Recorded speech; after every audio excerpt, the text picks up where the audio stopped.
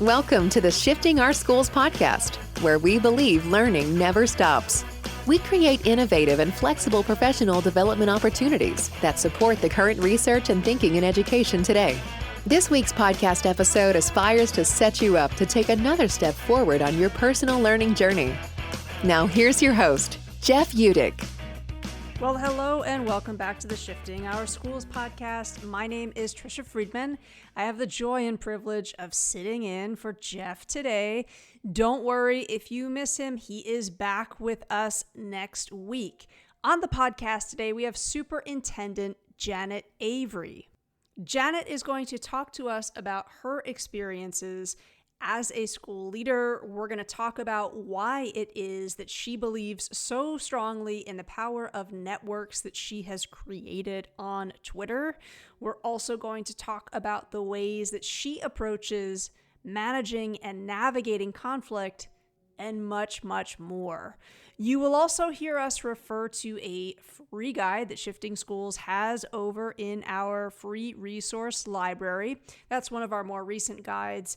It is all about spotlighting soft skills. That free guide has ready-to-roll resources that you can check out. We think they are great for the start of the academic year.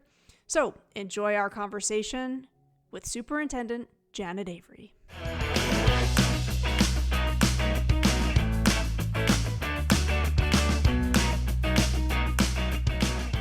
Janet, you are currently a superintendent and an educator with nearly 3 decades of experience. Congratulations. You're the founder of the weekly chat on Twitter, #IDEchat. As we head into a new academic year, I know that someone, again, with your experience and with your role will naturally or organically maybe be doing some learning over the summer. Can you talk to us a little bit about what some of that learning has been for you? Sure. So a year ago, I took on a new role as a superintendent of a small district in northern Idaho, which I have been just thrilled with that new journey. And so it's been a learning journey along with other things. But over the summer, I really delved into relearning. I reread the book Anatomy of Peace by the Arbinger Institute that talks about, which is ironic, talks about conflict management and talks about really understanding how to keep yourself out of a box when you're dealing with other people. And so that's been my biggest piece of learning. And then also just relearning the operational and financial side of running a district, which in my previous position, I was mostly dealing with curriculum and instruction and learning. And so I still do that, but I've been learning a lot about the operational side of things. And so that's been a new adventure for me as well. I'm sure that is a massive undertaking. And Janet, that book sounds fascinating. I'm a huge avid reader myself. So listeners, we'll be sure to we'll put the link to that book over there in the show notes, and I'm going to check that out. That sounds really, really interesting. I have to say, Janet, it's really wonderful. Listeners of this show will know that we're big believers in the power of Twitter to help teachers really kind of expand their network and learn from folks all over the place. You're so active in that space, and we really appreciate that. Back in 2018, you blogged about how much Twitter means to you. I'm wondering if you might be able to just sort of touch on that and talk a little bit more about how Twitter helps you specifically as a leader. Sure. So it was really funny how I ended up on Twitter, actually. It was my first year as a middle school principal, and I had a great coach. We were part of the Making Middle Grades Work Network, which was actually out of the Southern Regional Education Board Research Institute down in the southern states. And we had a coach, her name is Nancy Blair, and she had worked with me for a little while. She goes, Janet, you really, you're pretty tech savvy and you're trying to do a lot of things and you are in this other network in Idaho, but have you ever thought about joining Twitter? And I probably had a very unusual look on my face because I thought, why would anyone get on Twitter? I had gotten on Facebook a few years ago, but that was more to send pictures to my mom and dad who went south for the winter. So I started, I got on Twitter that weekend actually, and followed I went to her list. She taught me how to follow her list of people. And so I started doing that and started just reading a few things. And then I retweeted that someone said something and responded to one of Nancy's tweets. And then my first follower was Lisa. She's Teach with Soul. And she just said, hey, I totally understand that. So then I looked at her and what she was doing. And then all of a sudden, I just saw all these resources that I could start sharing with my staff. And I would started kind of archiving some resources that I would just find on Twitter, and I'd share them out with staff. And I finally had staff come to me one day and say, where are you finding all of these really cool things? And I kind of went on Twitter. I was like nervous to tell people that I was on Twitter, but then the more I got there, and then I started getting connected with people who were really like-minded. And I started learning from people and connecting with people who I wanted to be one day, that they were in positions that I wanted to grow into. And so I just started seeing that power. And then some things happened in the state of Idaho with some policies, and the culture and environment in education was just super negative. And in my position, some of the policies that had been put in place kind of drove a wedge between administrators and teachers. Even though I had built relationships with my staff, just those new policies were causing things to happen. And I got so focused on those compliance issues and trying to rebuild relationships with teachers, and then something would happen at the state level and it would break that apart again. And I went dark on Twitter for a while because I was too busy. And I got called by someone at our State Department and asked me to be part of a principals network. And I had been part of a couple things prior to that never finished. And I flat out told him no. I said, no, I don't think so. I'm not going to be part of something that gets started and doesn't ever finish. And he said, no, Janet, this will be different. And I didn't know him at all. I'm like, he just said, wait, I kind of need you to be part of this. I'm like, what does that even mean, Greg? He said, no, you've been a principal for a while, and I need you to be part of this. And I said, okay. So I went very begrudgingly, and I am a learner at heart. And so the fact that I went to a learning event with a grudge and a bitter taste in my mouth was very unusual for me. But we started talking about learning dispositions and different dispositions as leaders, and some of the conversations we were having, I had been having with leaders on Twitter. And I got back on Twitter, and it totally, I tell people Twitter saved my life. I mean, it saved my professional educator life. And it was at that time I just got re-energized, refocused on what my why was, refocused on what mattered. I reread one of Michael Fullen's books where it talks about don't worry about compliance, get a C in compliance and an A in things that really matter. And so just all of those things came together at once. And the following year, after that summer of learning and some great things that we were able to implement at the middle school, that following year I became a curriculum director in my district. And another person that I had connected with on Twitter said, "Hey, Janet, why doesn't your state have a Twitter chat? You should start one." And I'm like, why? What does that even mean? I start one. So I did.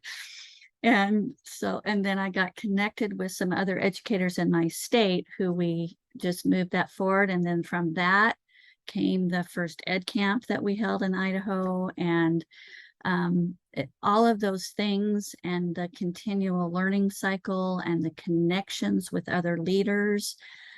Because being a leader, even if you have other leaders in your own district, being a leader can sometimes be lonely. And so those connections with other people who you may not have ever met in person, but it's someone that you feel, I have formed relationships with people who I can reach out to if I have a question. And I've told them they can reach out to me as well. And so this last year, I've been a little quieter on Twitter just because I've been swimming with a straw most of the year, learning my new role.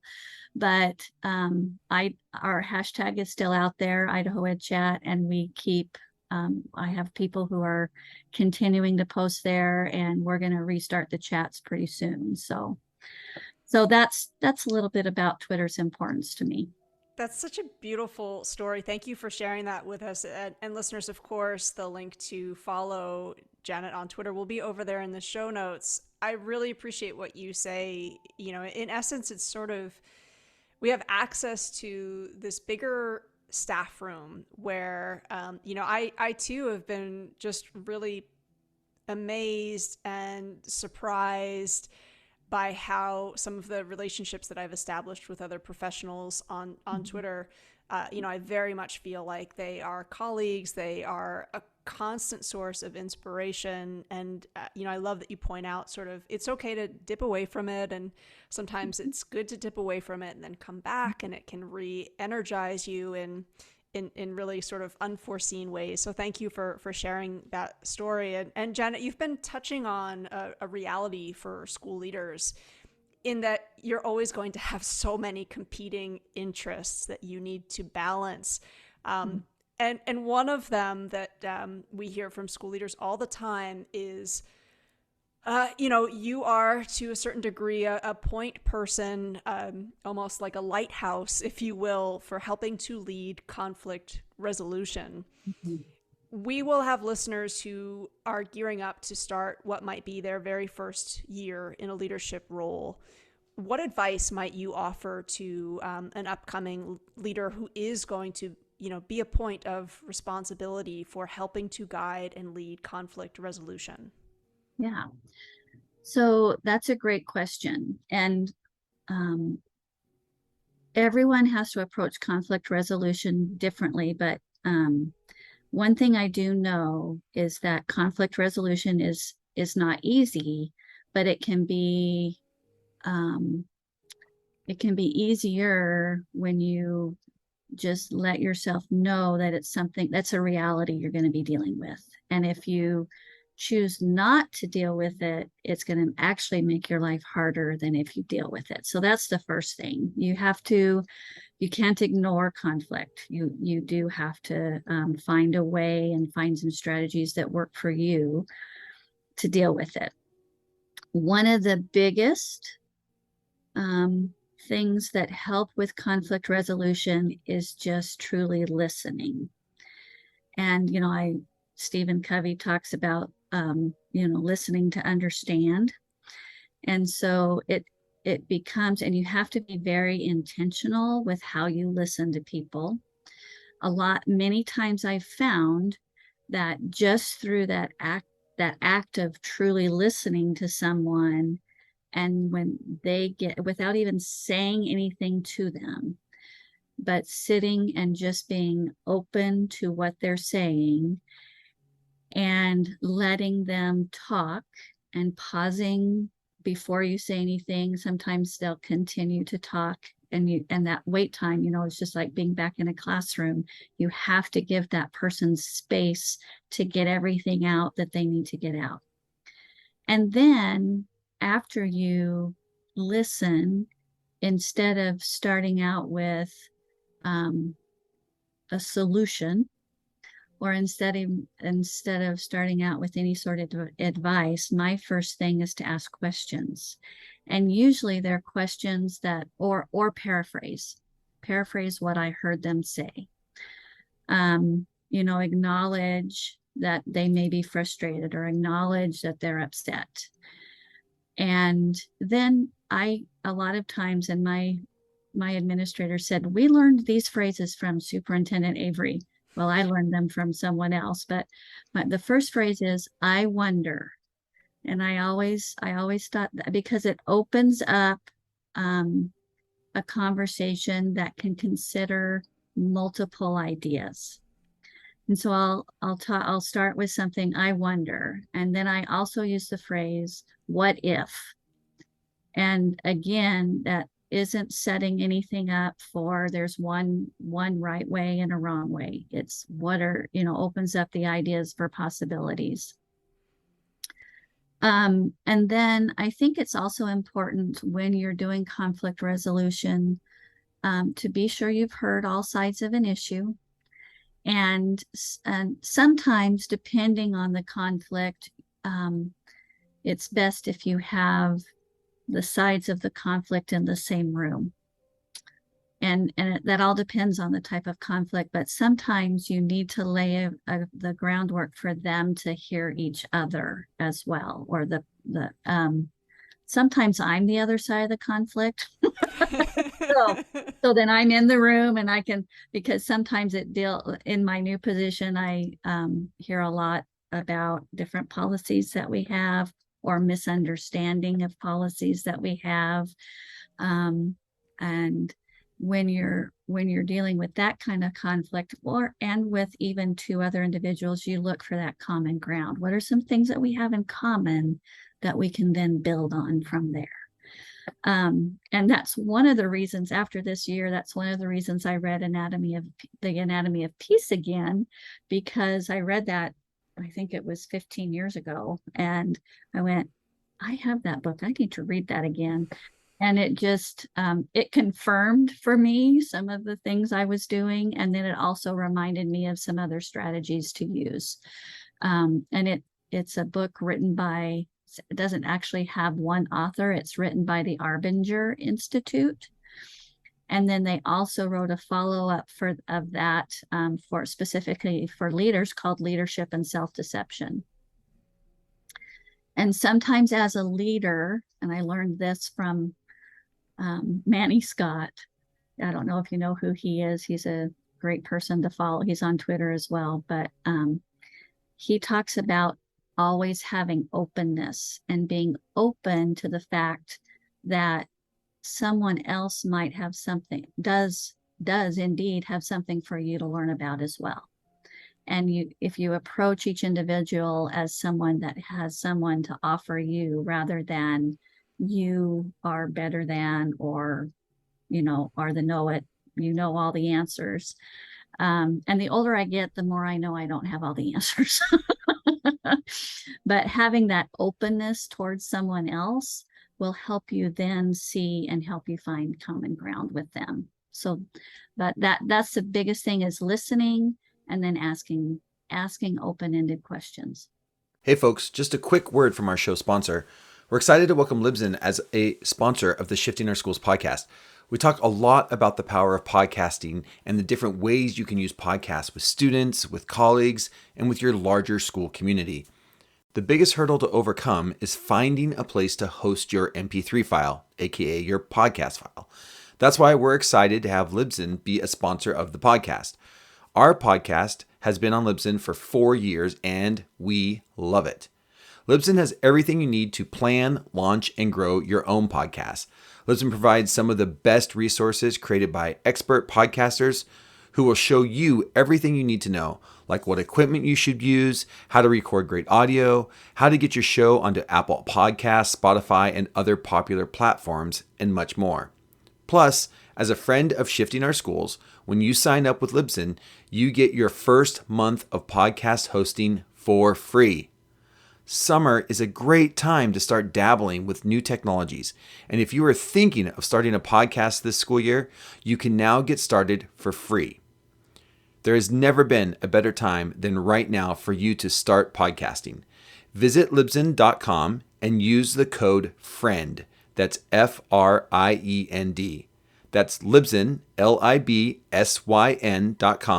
and use the code FRIEND, FRIEND, to get started and create your podcast today.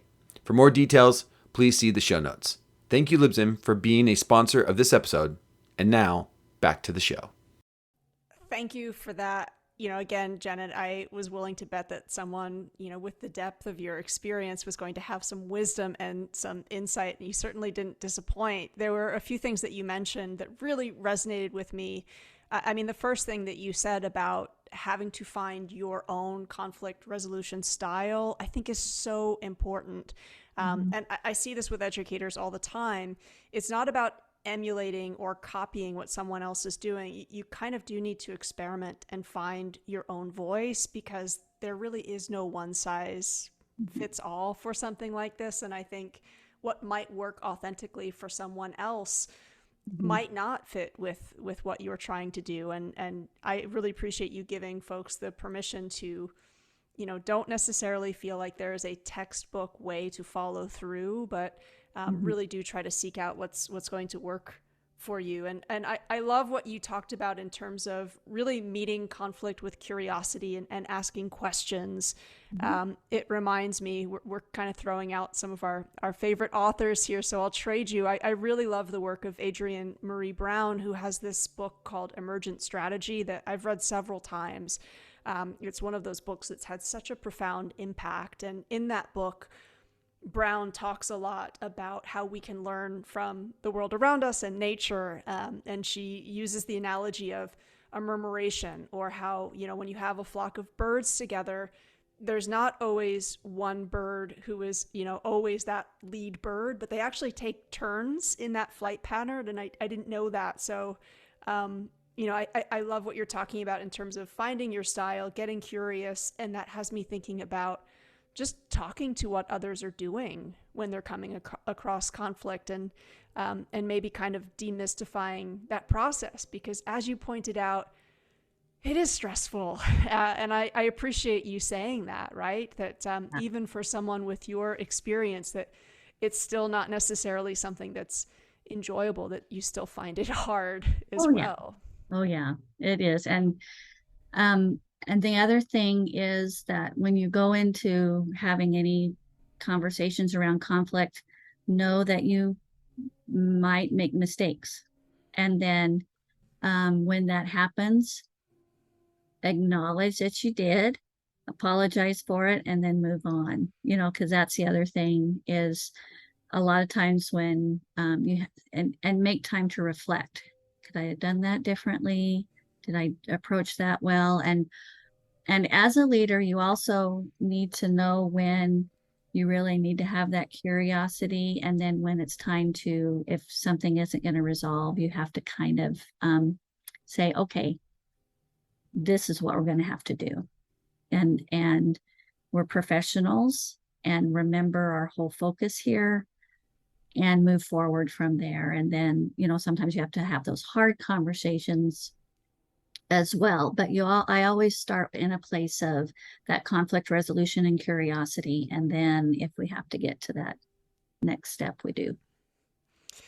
What I feel like I'm hearing underneath your message here is also just this undercurrent of how important that emotional literacy is.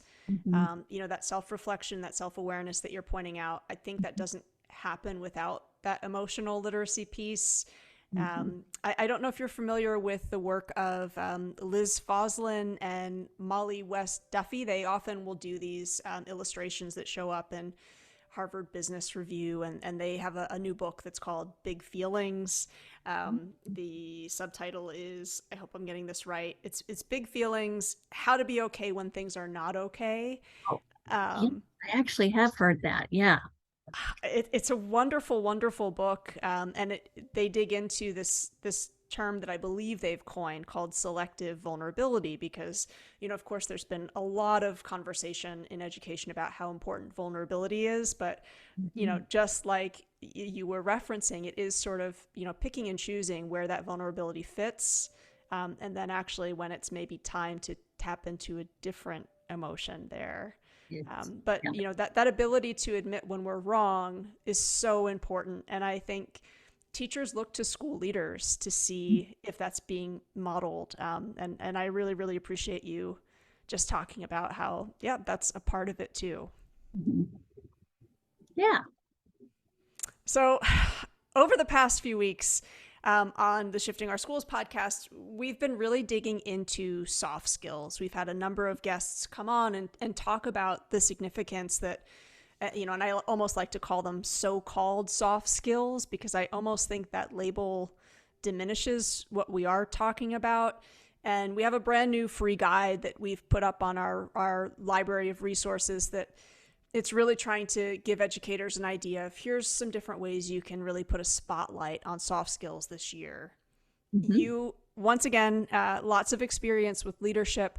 I'm wondering if you might just talk a little bit about how soft skills show up in the work that you do, or, if you're able to identify, like, this is the one that you find yourself having to lean into the most, or maybe in more recent years, the one that you've had to really work harder on tapping into. Yeah, I'm going to bring up the visual here so I can remember, because everyone has different definitions of soft skills and or what the different soft skills are too. So and I noticed that yours is our collaboration, flexibility, persistence, communication, curiosity, and self-awareness. And I should say that's not meant to be an exhaustive or prescriptive list. Just a few of the hits, maybe. Absolutely, because there's also critical think. All of those things. But I think one thing, and of course, there's these. I can see each of these as important as a leader, but especially in the last 2.5 years, flexibility has been huge. When I was in Jerome as curriculum director when the pandemic first hit, I had always joked that, we all have to be rubber bands. All of us have to be rubber bands. And then I said, now we really have to be. And that flexibility to be able to have a plan, but need to shift from things. There is nothing in this world that is truly black and white anymore. This way or this way. It's always that gray in the middle. And you have to be flexible enough to approach each situation knowing that. And you can have a plan, and just like in a classroom, whether you're a leader doing some professional development or a faculty meeting, and if a discussion you had planned is going a different direction, you have to be able to shift and guide and all of those things, and not freeze and stop.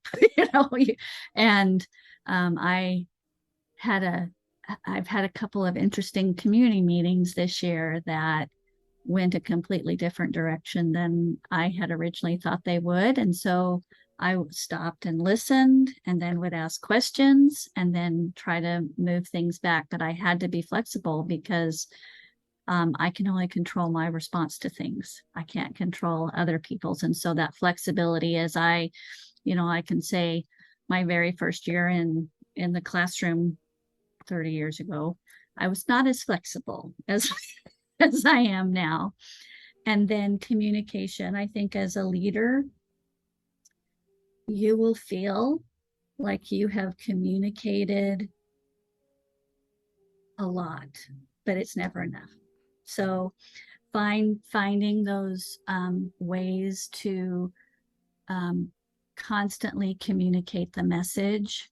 And I don't even mean over communicate on one little thing, but if it is something that's important in the district, you find ways to communicate it all the time. And we've been working for the past year on a 5-year strategic plan and involved our community in it. And so the next step is for our board to adopt it in August, and it will be communicated in many ways all the time throughout any meeting or event or issue. If it's important enough to take the time to write it, it's important enough to communicate it and make sure that message is out there. I really appreciate you kind of blending together a few soft skills there. Again, that communication piece and that patience piece, because of course, I love Dr. Brene Brown says, with communicating messages that clear is kind, unclear is unkind. Yes. But I think with that, you almost need the sidecar piece that it might be clear to you, but not necessarily to an audience, and again, we are still living and learning in times that are very difficult. So, I find even with my own friends and family, like, oh, you told me that already? I missed that. And we're human, right? So that patience piece really shines through in what you're talking about. I love the rubber band analogy too. And Janet, it strikes me as you're talking about developing community. When a whole bunch of rubber bands get together, you can make the rubber band ball. You can transform into something else that, can bounce and perhaps be even more resilient. So I appreciate that piece. I like your message too about you've become a more flexible educator than you were, because I think that's the other thing, that message to educators who are just starting out now. You are going to cultivate these skills, and some of the things that feel so difficult in time will feel less difficult. It's important to remember that. The other phrase that my principals made me realize I say a lot is, it's going to be okay. I don't always say it's okay, because sometimes it's not, but it's going to be okay. We're going to get through it. So. And especially, again, touching back to that piece about Twitter and having a network and having a community and surrounding yourself with support. And also, again, that willingness to say when you need help is so crucial. Yes. Well, Janet, we look forward to seeing you on Twitter. We wish your chat the best of luck, and of course, your entire district. Thank you so much for taking the time. Again, as I mentioned, I know you probably have so many competing interests, and we really appreciate it when leaders like yourself can share their experience, because we have so much to learn from the work that you're doing. So thank you. Well, thank you so much. I truly appreciate being asked to be a part of this, and thank you so much. I look forward to looking at this free resource some more. That's on Shifting Schools. Thanks so much, Janet. Take care. Thank you. Bye-bye. Listeners, you can head over to the show notes to learn about following Janet Avery, and you'll also be able to find the link to our free resource library. That's where you'll find our new guide on spotlighting soft skills and over 50 plus other free guides. If you enjoyed today's conversation, we appreciate you rating the show, leaving us a review, and of course, we look forward to being with you again next week when Jeff is back. Until then, we'll see you on the network. Have a great week. We hope you've enjoyed this episode of Shifting Our Schools. If you found this episode helpful or inspiring, please make sure to subscribe and leave the team a 5-star rating. If you want to learn more about the Shifting Schools team or download our free resources, head over to shiftingschools.com to see what's on offer now. Thanks for listening, and we'll catch you next week for another episode to keep rethinking the shifts our schools need.